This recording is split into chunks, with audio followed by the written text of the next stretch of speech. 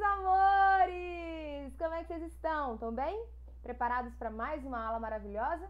Então vem comigo, já pega a sua apostila, que eu acho que você já entendeu que a aula de história é só com a nossa apostilinha na mão, não é? Olha só, não esquece que lá no Positivo On tem uma trilha liberada para você até no dia 8 de maio, tá bom? Então vai ficar lá com acesso liberado até no dia 8 de maio para você fazer os exercícios e ao final da atividade vai aparecer a correção. Então você já sabe e já pode olhar aí na sua casa se você acertou ou se você errou, tudo bem? Então vamos continuar aqui alguns conteúdos, porque é importante mesmo.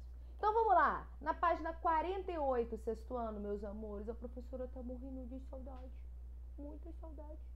Um beijo no coraçãozinho de todo mundo. Agora, pega lá na sua página 48, nós vamos falar aqui sobre a cidade de... cadê? Cidade-estado. Ai, meu Deus, não tá dando. Agora deu. De Atenas. Bora? Marca texto na mão e vem assim comigo, hein? Vamos lá. A cidade de Atenas se formou na região sul da Península Balcânica.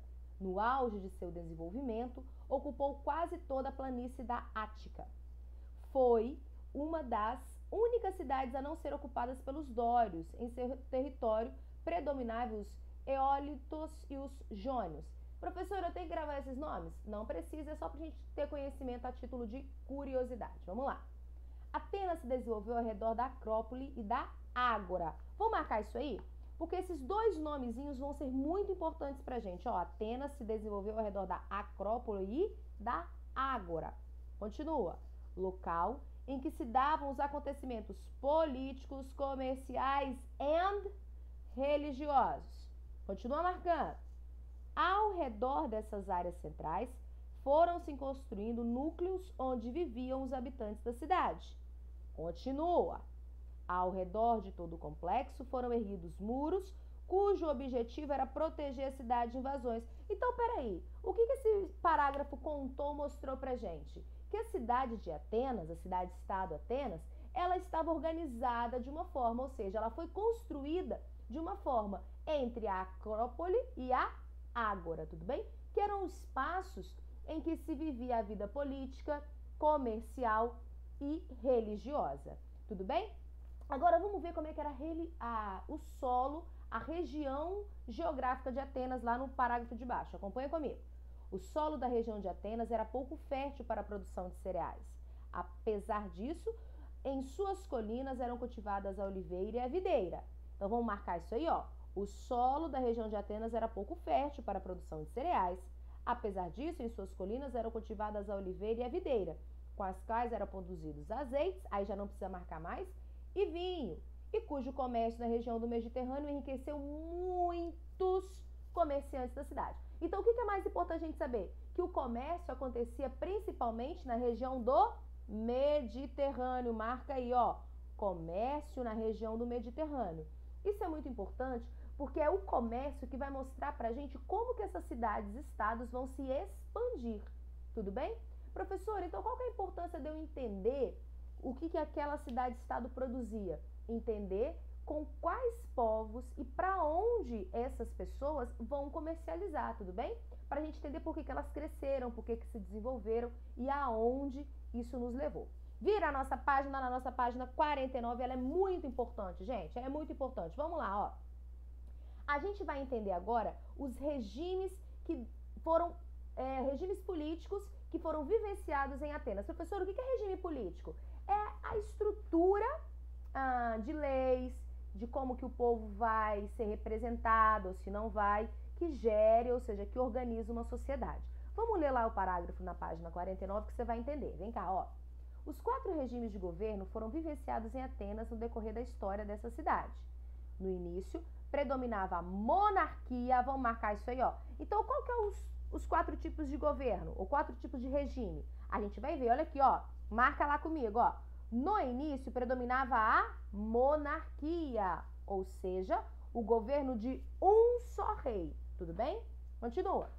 Ele era o maior proprietário de terras da região, quer dizer, aquela pessoa mandava politicamente em todo mundo. Tudo bem? Era ele que decidia quais iam ser as leis, era ele que decidia como é que as pessoas que a guarda, aquilo que a gente chama hoje em dia de polícia, ia se comportar naquela época, tudo bem? Continua. Com o tempo, no entanto, as terras foram distribuídas entre os descendentes do rei. Vão marcando tudo isso, ó. Bem como seu poder político. Quer dizer que na monarquia, professora, o rei tem todo o poder político concentrado só nele? Quer dizer que ele toma todas as decisões daquela cidade? Exatamente. É ele que toma todas as decisões daquele país? Exatamente. Só que olha o que foi acontecendo. Depois da monarquia, as terras da região foram sendo divididas em seus descendentes. E terra naquela época significava, gente, poder, significava muito poder. Hoje em dia, às vezes, a gente tem de dizer que quando a gente tem mais poder, é porque a gente tem mais dinheiro, aquele papel, o real. Só que naquela época, quem tinha mais terra era quem tinha mais poder. Tudo bem? Então, quando as terras começaram a ser divididas, o poder que então era só do rei passou a ser dividido também entre os seus filhos. Entenderam? Continua lá comigo, ó. Esses descendentes eram considerados aristocratas. Vamos marcar isso aí, ó. Esses descendentes eram considerados aristocratas. Quer dizer, eles passaram a completar uma parte, uma parcela da população que não era qualquer parcela, não era qualquer pessoa. Era uma parte que era descendente direta do rei, eram os filhos do rei. Eram as pessoas, então, que vão começar a ter um poder através das terras, através daquilo que mais representava naquele tempo, então, e passam a ter um lugar social importante. Lembra daquela pirâmide que eu faço sempre? E coloco lá no topo uma classe social, no meiozinho outra classe social e lá embaixo, na base da pirâmide, outra classe social? Então, vamos entender que naquele momento, no primeiro instante, eu tinha lá em cima no topo da pirâmide o rei, no meio os aristocratas e embaixo os camponeses ou escravos. É isso que a gente vai entender, mas vamos com calma. Olha lá, ó. Esses descendentes eram considerados aristocratas. Continua. E ao governo deles foi dado o nome de aristocracia. Então, um governo feito, exercido pelos aristocratas tem o nome de aristocracia. Continua. As decisões tomadas por eles, no entanto, nem sempre beneficiaram ou beneficiam a população, que era formada pelos... Olha como é que era formada a sociedade de Atenas, gente. Isso é muito importante, presta muita atenção. A cidade de Atenas era formada pelos eupátridas, que eram os proprietários e descendentes dos jônios. Os jônios eram um povo, ok? Os demiurgos, pequenos agricultores, artesãos e comerciantes. E os metecos, que eram os estrangeiros e os escravizados. Então, vamos de novo, olha só. Eu tinha, então, os aristocratas, então, que eram aqueles que estavam lá no topo da pirâmide. Eu tinha os eupátridas, que eram os proprietários descendentes dos jônios, que os jônios eram os primeiros povos que ocuparam e fizeram a formação da cidade-estado, tudo bem? Os demiurgos, que são pequenos agricultores, artesãos e comerciantes, ou seja, os demiurgos é aquela classe dos comerciantes em geral. Os metecos, que eram os estrangeiros, as pessoas que vinham de outras cidades-estados, de outros países para dentro de Atenas, e os escravizados, que a gente já sabe que ficava lá no final da nossa pirâmide. Então, se a gente fosse criar uma pirâmide, lá em cima ia estar, então, quem? Lá no topo, os aristocratas. Abaixo deles iam estar os eupátridas. Abaixo deles ia estar quem? Depois dos eupátridas, os demiurgos, depois os metecos, depois os escravizados. Tudo bem? Então, olha só.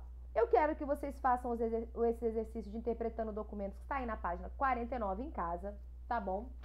Não é para deixar de fazer, que isso é muito importante. E vira a página para mim lá na nossa página 50. Olha só. Por volta do século, quem sabe, fala aí, iniciou-se uma crise na região de Atenas. Os pequenos agricultores, artesãos, comerciantes escravizados, que estavam excluídos da política, começaram a exigir mudanças que pudessem melhorar seu modo de vida. Vamos marcar isso aí, gente? Porque então eu vi em primeiro momento que o primeiro tipo de governo foi a monarquia, tudo bem? E que depois, por conta da divisão de terras, ou seja, dividindo-se o poder, passou a ser a aristocracia. Eu também percebi, ou aprendi, quais eram ou qual era a pirâmide social da época. Ou seja, quem estava lá no topo da sociedade, que era o mais poderoso, quem estava embaixo, quem estava embaixo, até o menos poderoso, que era o escravo, não é verdade?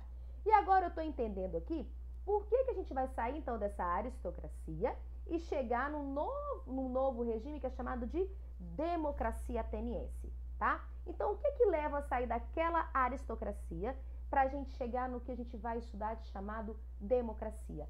É exatamente o que a gente vai marcar agora na página 50, lá em cima no primeiro parágrafo. Olha só, os pequenos agricultores, artesãos, comerciantes e escravizados que estavam excluídos das políticas começaram a exigir mudanças que pudessem melhorar seu modo de vida.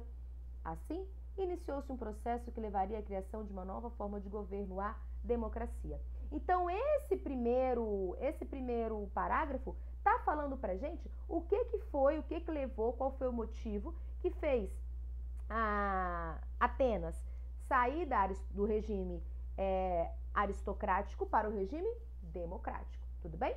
Continua comigo lá, ó. Em 1594 a.C., o legislador ateniense Solon buscou conciliar os interesses desses grupos e acalmar a crise que assolava Atenas. Uma das grandes mudanças que ele propôs foi o fim da escravidão. Então, pera só, esse camarada aí propôs em primeiro momento o quê? O fim da escravidão. Mas era qualquer escravidão? Não, era somente a escravidão por dívidas. Um dos principais motivos de revolta das pessoas mais pobres. Gente, quer dizer que naquela época, se você contraísse alguma dívida, ou se você tivesse com fome, comprasse uma farinha no armazém e não conseguisse pagar, o dono do armazém, ele tinha o direito de ir lá e te escravizar um tempo necessário referente ao valor da sua dívida. É isso mesmo, meu amigo, não era SPC, não era Serasa. Se você aí pequenininho não sabe, pergunta ao seu pai e sua mãe: mãe, o que é SPC?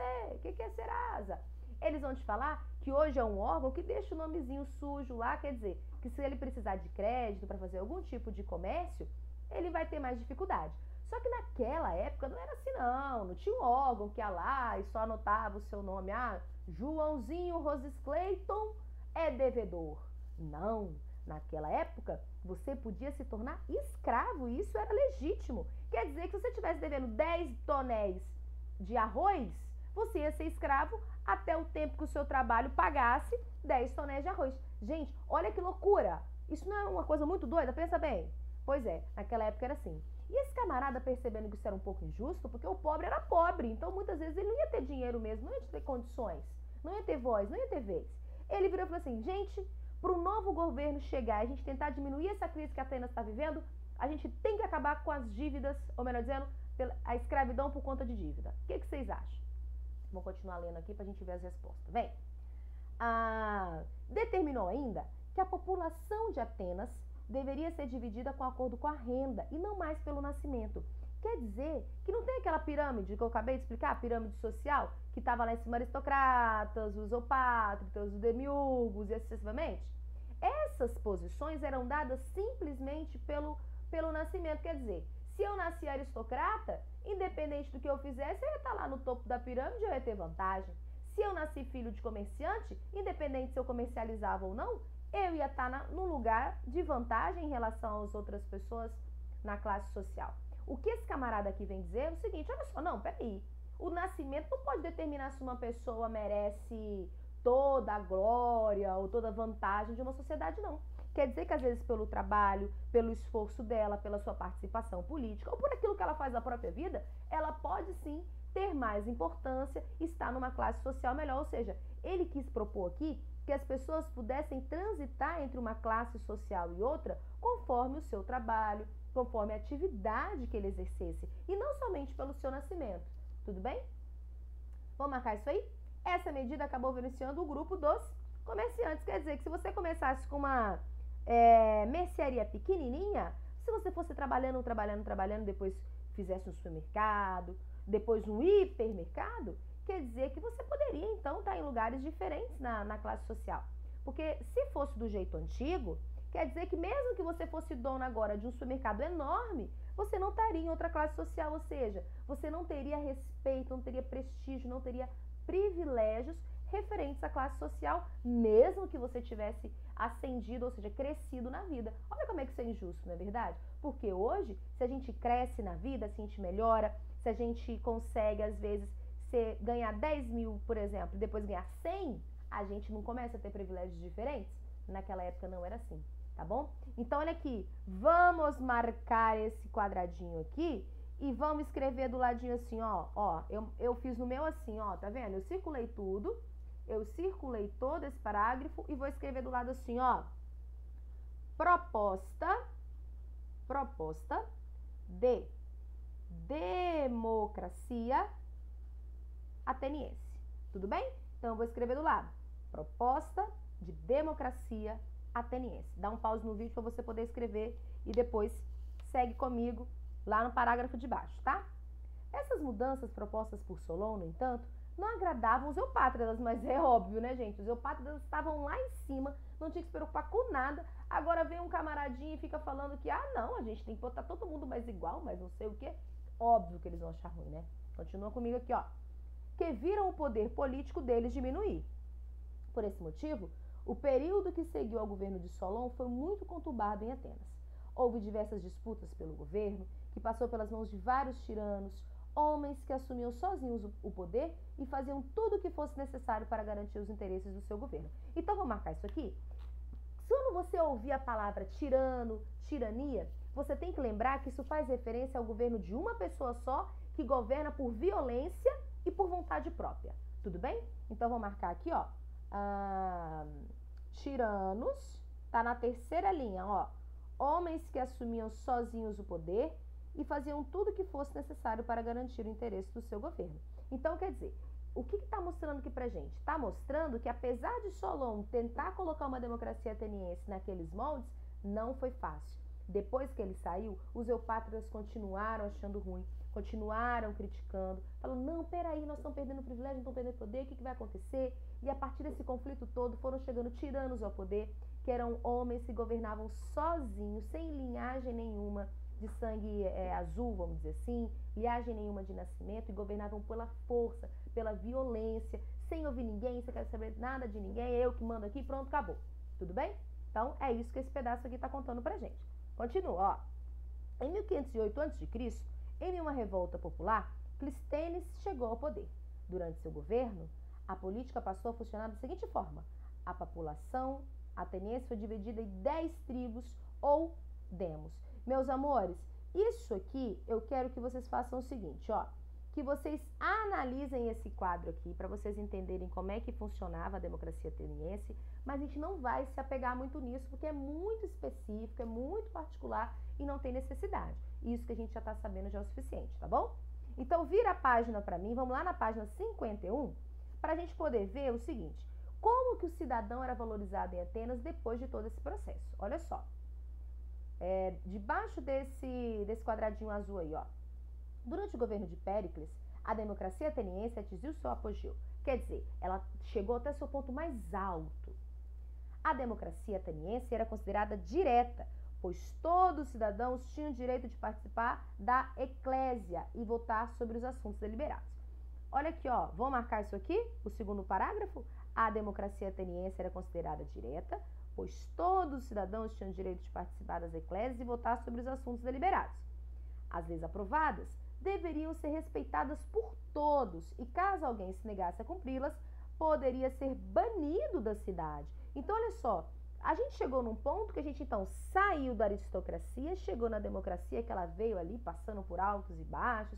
Ali, antes dela se estabelecer mesmo, teve o poderio dos tiranos, que estavam mandando em muita coisa. Mas a gente chegou num ponto em que a democracia, beleza, venceu. Agora ela é um regime que está acontecendo lá em Atenas. E tinha algumas regras, tinha uma forma dela ser vivida. Quais eram essas regras, quais eram essas características? Primeiro, a democracia ateniense nesse ponto aqui, ela era direta. Quer dizer, todo mundo tem direito a voto de participar da eclésia. A eclésia é como se fosse uma reunião para ouvir todo mundo. Tudo bem? As leis aprovadas, elas deveriam ser obedecidas por todos. Não era um grupo ou outro, eram todos que deveriam obedecer. Tá bom? Então, essas são as primeiras características da democracia em Atenas nesse momento. Continua lá comigo. Inicialmente, os cidadãos não recebiam nenhum tipo de remuneração para participar da vida política. Dessa forma, as pessoas mais pobres tinham sua participação limitada, pois precisavam trabalhar e não dispunham de muito tempo para participar das assembleias. Então, olha só, peraí. Naquele momento, todo mundo podia participar? Todo mundo podia participar. Mas agora, aquelas pessoas que eram mais pobres e precisavam trabalhar para se sustentar, elas tinham assim tempo livre para poder ficar lá horas numa reunião, debatendo o assunto até cansar a língua? Não, não tinham. Então, qual que era injusto aqui? Que as pessoas mais pobres, como a vida pública não era remunerada, quer dizer, ninguém ganhava algum salário, algum dinheiro por aquilo, quer dizer que essas pessoas que eram mais pobres eram prejudicadas, porque muitas vezes elas não estavam lá nas eclésias para serem representados os seus interesses. Quer dizer, que quem estava lá, então, debatendo, escolhendo o que ia acontecer, o que não ia, quais as leis que iam funcionar e quais que não iam, eram as pessoas que tinham um certo poder, que tinham uma certa renda e podiam dispor de tempo para ficar lá balangando o tempo inteiro sobre a política. Então, nesse momento, a gente ainda tem uma desigualdade nessa democracia, exatamente porque, como não se tem valor para a vida política, as pessoas pobres não poderiam participar porque elas tinham que trabalhar para sobreviver. Tudo bem? Então, continua lá, ó. Isso é muito importante. Vamos marcar esse parágrafo, eu vou circular o parágrafo e vou escrever assim do lado assim, ó. Desigualdade na participação política. Então, olha aqui, ó. Eu vou marcar esse parágrafo e vou escrever aqui do lado. Você não está entendendo, mas eu escrevi, tá bom? Desigualdade na participação política. Dá um pause no vídeo, anota na sua apostila para você saber do que se trata isso aqui, que isso é muito importante, tá, gente? Pula o parágrafo de baixo e vamos para o outro, ó. Ser cidadão era algo muito importante e valorizado em Atenas. Por esse motivo, havia uma preocupação em formar cidadãos preparados para participar da vida pública. Os meninos começavam a ser orientados desde criança para essa função com base em um amplo ensino. Vou marcar isso aí também, ó.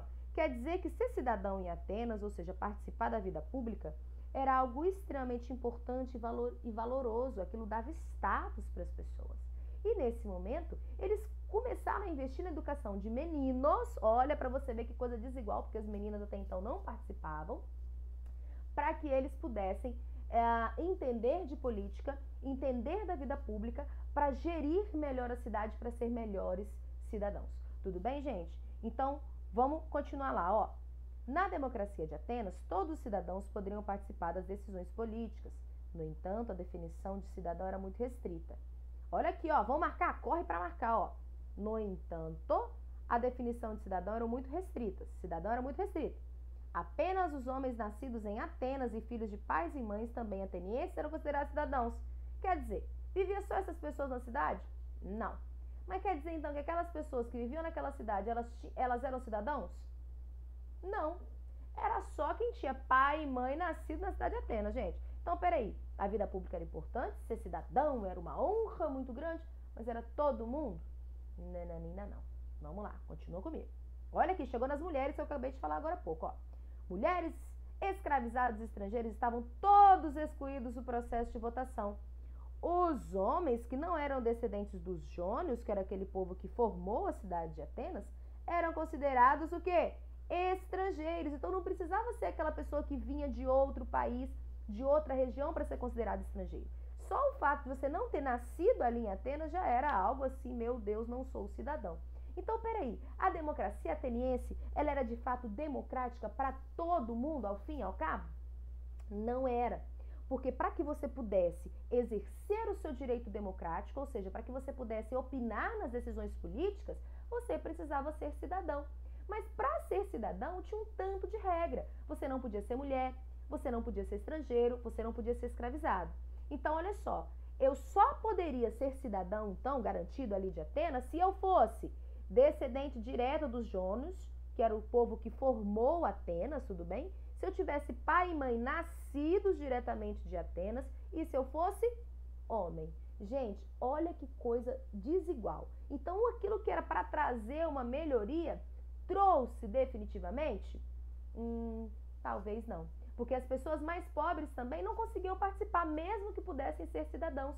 Exatamente porque elas não tinham o quê? condição de sobreviver enquanto participassem da vida política e da vida pública. Isso é muito importante a gente ter consciência, tá bom? Vamos continuar lá só pra gente terminar essa página, olha só. Continua assim naquele mesmo parágrafo, hein, ó. Sendo assim, não tinham nenhum direito político e eram proibidos de se casarem com mulheres atenienses. Os estrangeiros, gente, ou seja, quem não era descendente dos jônios diretos, que eram os fundadores de Atenas, não poderiam casar com as mulheres atenienses, ou seja, de nenhum jeito eles iam se tornar cidadãos de Atenas. Olha que tristeza, gente, olha lá. Além disso, eram obrigados a pagar impostos e prestar serviços militares. Quer dizer, os estrangeiros, que lembrem-se dessas características para você ser um estrangeiro, além dele não ter direito a muita coisa, ele ainda tinha que pagar imposto, muito mais imposto que o normal, e fazer serviços militares. Ou seja, para ele a vida estava uma tristeza, era democracia, aristocracia, era monarquia, para ele estava tudo um problema grande, tadinho do estrangeiro. Vamos lá, continua comigo. Os estrangeiros exerciam a maior parte das atividades artesanais e comerciais que os cidadãos atenienses tendiam a desprezar. Então, olha só, muitas vezes a gente vê ainda hoje na nossa sociedade, isso se reflete, que a gente às vezes vê uma pessoa que é de fora, de outro país, de outro estado, com um olhar um pouco preconceituoso. A gente, quando se depara com uma cultura, com uma língua, com um jeito muito diferente do nosso, a gente tende a desprezar muitas vezes. E isso, olha como é que a história mostra pra gente que é muito antigo. Mas olha o que o texto disse, que a maioria das atividades comerciais e a produção do artesanato, que era aquilo que os atenienses, cidadãos atenienses, precisavam para sobreviver, era feito por quem? Exatamente pelos estrangeiros, por aqueles que eles desprezavam. Então, o que estava acontecendo aqui? Uma falta de compreensão da realidade em si, uma falta da prática da igualdade e da justiça.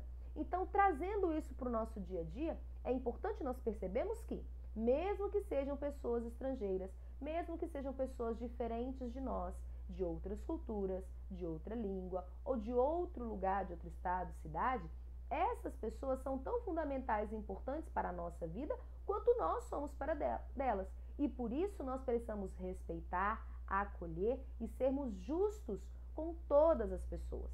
Exatamente porque nós somos dependentes, interdependentes uns dos outros. E independente da nossa diferença, nós precisamos nos acolher, nos respeitar, porque aquilo que um faz influencia no outro. Aquilo que um produz vai levar, muitas vezes, para a minha mesa aquilo que eu vou comer. Às vezes eu não tenho consciência que aquela pessoa lá no interior, lá do outro lado do país, passou horas e horas e horas trabalhando e produzindo alguma coisa que para mim é fundamental. Por exemplo, o seu celular, tudo bem? Ou o seu computador, ou quem mantém a sua internet funcionando, porque você vai lá e paga, tudo bem, mas quem vai lá e opera a internet mesmo, aperta o cabo, afrouxa uma coisa ali e outra para que aquilo funcione? São pessoas que às vezes a gente nem conhece, que a gente considera estrangeiro, ou seja, diferente de nós. Mas elas são essenciais para a nossa vida. Então, para a gente não fazer como os atenienses, para a gente não fazer como os atenienses, a gente tem que respeitar todo mundo, ser gentil com todo mundo, amar todo mundo e ter noção que aquilo que o outro faz, que a vida do outro também influencia na minha vida e eu também influencio na vida dele. Tá bom? Então essa é a nossa aulinha de hoje.